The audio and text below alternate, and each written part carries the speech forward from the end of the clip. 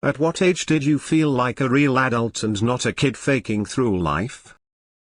38, and I am beginning to suspect I'll never feel like a real adult. My dude, we're all faking it.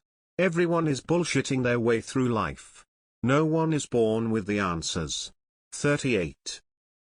I think I started to feel like a real adult when I could finally manage to switch off my alarm clock in the morning without having to hit snooze at least 5 times.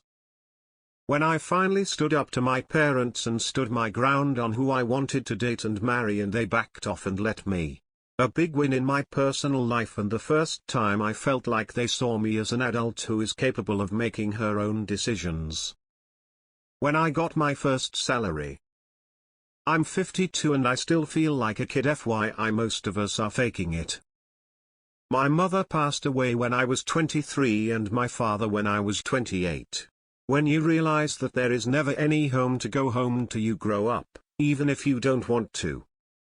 When I moved to a different country alone, no one tells me what I can or can't do. There are absolutely no expectations on what I should be doing. No judgment from my parents. I miss my mom. Lol. Still don't. I kind of doubt I ever will. When I had a kid, I could not be a kid anymore. I'm 50 and it ain't happened yet. I'm 42 and I still am not sure how to adult. Sometimes I look around to get advice from a grown-up. I'm 34. Still waiting. 29 years old when I moved out of my parents' house to another state and signed for a lease on an apartment.